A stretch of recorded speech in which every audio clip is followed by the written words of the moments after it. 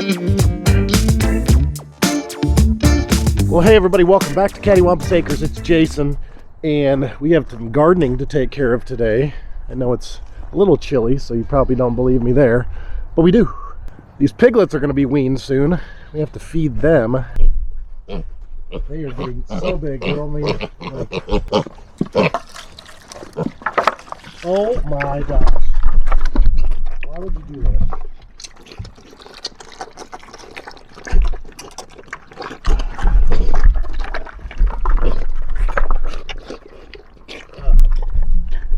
These things are savages.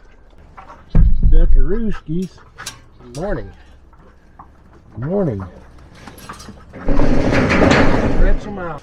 Well, some of these folks already got fed. Not Ollie. Not Ollie. Not Ollie. You're not fed yet, right?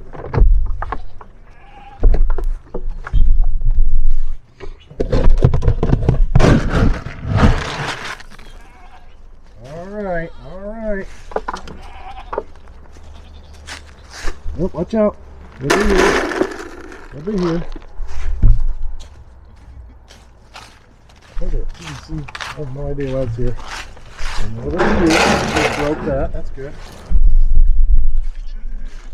Put this in here. Hello. Hello. Ouch. You smell. Of you in the ladies' den.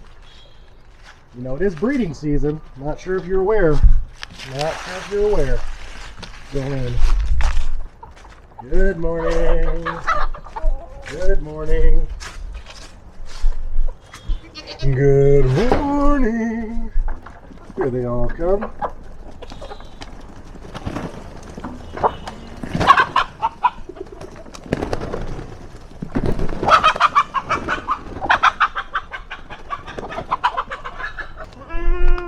Already chewing time. Hey, Baruch. Hey, what's going on? How's breeding season going? Huh? We gonna have mini manchas? What do you think, Loons? We gonna have mini manchas? You guys gonna have some little bitty babies? We'll see. We'll see. See if Miyagi's got it. Do you have the skills? Huh? Eventually, Quag will be able to breed them, but he's still a small guy, so we'll get him there eventually.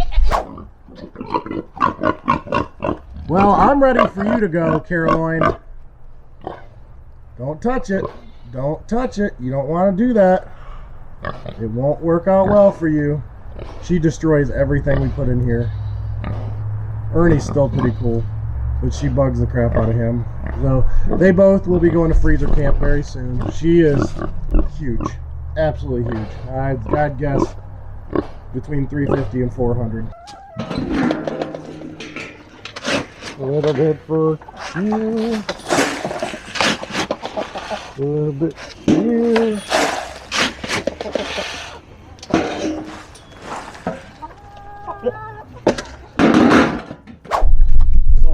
To cut this propane tank down and make it into a scalding tank. Some of it, not all of it, some of it. But when I opened this valve, I smelled some propane, so I've been letting it air out. I'm still a little nervous. But with what we don't use for the scalding, we're probably going to only use, probably for the scalding tank, we're only going to use like maybe that much of it, and I think the rest we're going to use as a smoker. It's a big one. What the heck is that?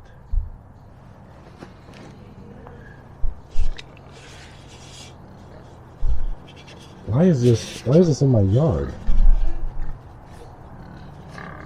Sparkling water inside of a mitten. Why is this a thing? And why is it sitting in the grass? If I had to make one guess, you said, Jason, just guess one person who left a sparkling water in a mitten on the ground in the middle of the yard. Ellery. I'm going to say Ellery. Check these fall crops. Everybody's doing well, doing well. No frostbite or anything. Kale, looking pretty good. Something, that one's recovering from whatever was eating it. Whoa, whoa, whoa. Got weeds in here. Need to get a wheel hoe in here. Oh yes. Oh yes. Oh yes, broccoli. Yes. Cabbage. Asparagus needs to be cut. Garlic and strawberries. Looking good.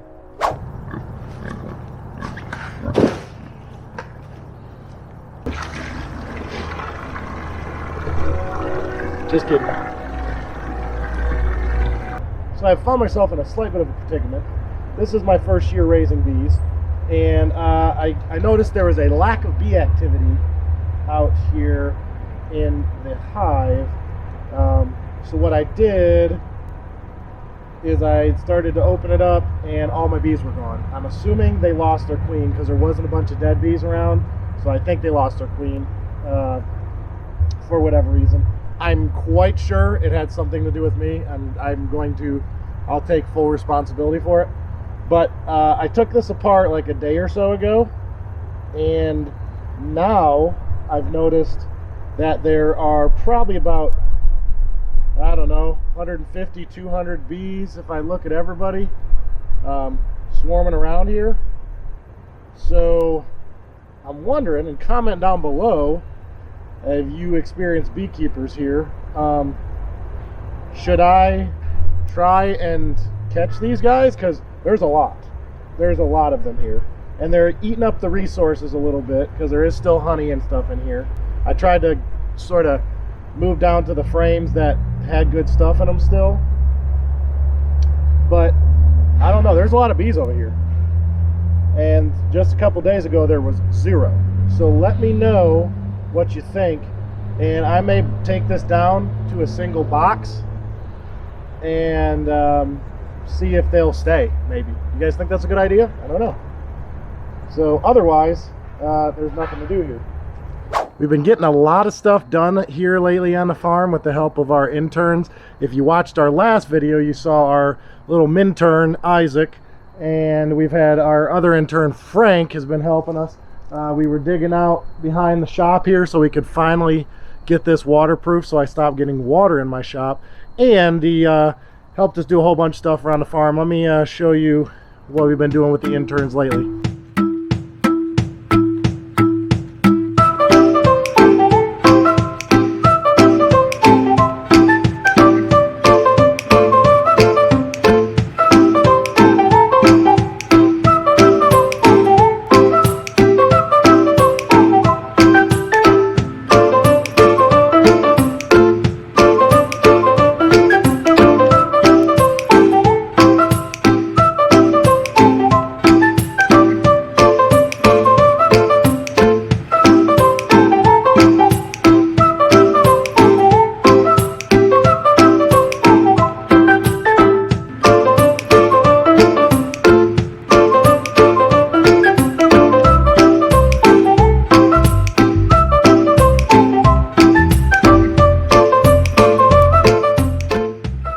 What have you been doing so far?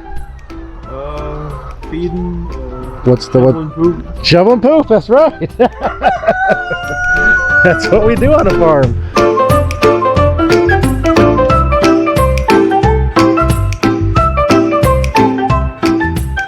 Well, I am standing here in our large garden. This garden plot is about 75 feet long by about 25, 30 feet wide. We have been working on this garden plot and making it a better garden for a couple years now. This used to just be grass, and then we ran our American guinea hogs through here, and they were able to basically turn it over and get our first garden going in here. At that time it was a lot of clay still, but we've been able to really change it up a lot. Now, one of the ways we've been able to change this into an actual fertile garden, and from the crappy clay it used to be to getting better soil now, is by using cover crops. And I had never really heard about cover crops until I got involved with and started listening to Haas Tools.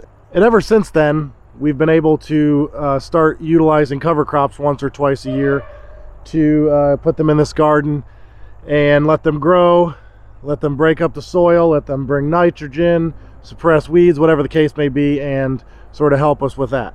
Now in this big garden, we've always used fabric, and we've sort of preached on how much we love that. Well, this issue, we had a lot of issues with weeds growing up onto our fabric, which makes it almost impossible to use and actually is harder to deal with than if we were to just have bare ground here. At least with bare ground, we could till it or use a hoe in here or something. The plan is, in this upcoming year, is we are going to not use the fabric in here this next year. And what we're going to do instead is we're going to use a wheel hoe from Haas, and we are going to just keep our rows clean with a wheel hoe. But as you can see behind me, a lot of weeds in here, so I have a plan. The plan I have for all these weeds behind me right now may seem a little scary to some, but I promise it's gonna work. It's gonna work good. I know it will. And after I take care of these weeds and get this whole area tilled up, I got a big old bag of tillage radishes that I'm gonna plant in here, and hopefully we get enough warm weather to let these germinate, grow as much as they can, start growing when it warms up again throughout the winter or spring, and we can till these in the next year, and hopefully then we'll have some really nice soil. And the point of tillage radishes is they're also called daikon radishes. They grow very deep into the soil, sometimes 8 to 15 inches deep, and they will break up compacted clay and other soils, and so they can sort of aerate the soil for you. Let me show you what we've been working with here. So this is what we've been able to do over the last couple years. Now there's been some compost a little bit brought in, but isn't this cool? This used to just be red clay, but as you can see, we're really starting to turn it around in here. But that's enough talk. Let's get in here with my plan and see if it works. Well, here's my plan. I'm going to do my best to burn up all these weeds behind me, and then we'll till the ashes and everything into the ground.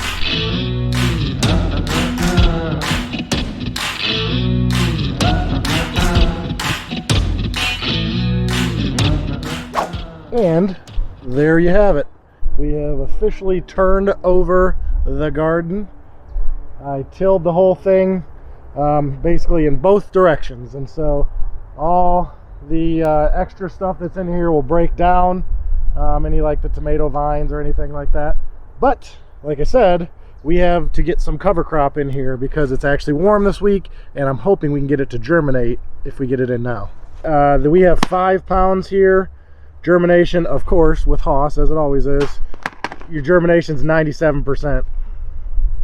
You can always count on good germination with Haas Tools. And they recommend seeding at 1 pound per 1,000 square feet. Our area out here is about 2,000 square feet, roughly. I'm going to put roughly 2 pounds into a spreader, and I'm gonna walk up and down, and I'm gonna spread this seed, and then I'm gonna come back over and rake it out. So let me get this in.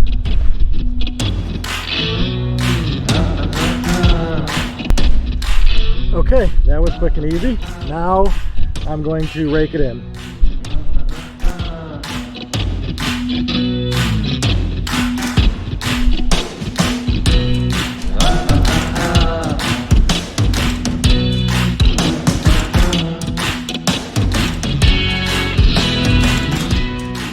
Well, all right, there will be no gym needed for me today.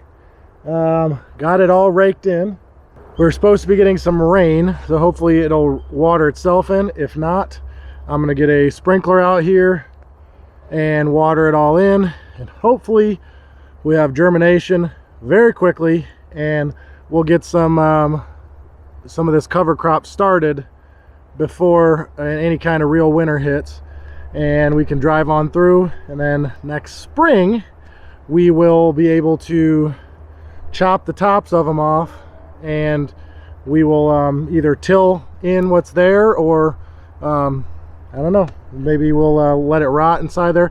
We'll try and decide then what we want to do, but this is going to be really good to break up our soil because it looks pretty good, but there's still some clay in there. As we grow these daikon radishes in here, no matter what we do with them, it's going to add a lot of biomass in here that we didn't already have, and we're slowly but surely turning this into nice fertile black soil with each time we grow cover crops in here. This will be our third time growing cover crops in the entire garden, and it's hard to believe that just about 2 years ago this was just grass and clay.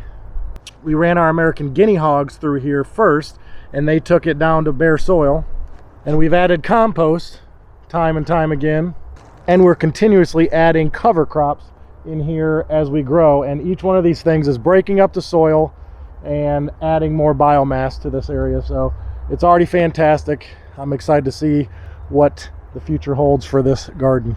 So that was another hard day's work on the farm. Thank you so much for joining us here at Cattywampus Acres. Please remember what we always say: when you homestead, you're home fed. Don't forget to hit the subscribe button, bell right next to it, like, and please share this video with your friends if they are interested in homesteading or farming too. Check out all of our links in the description below. We'll see you guys next time.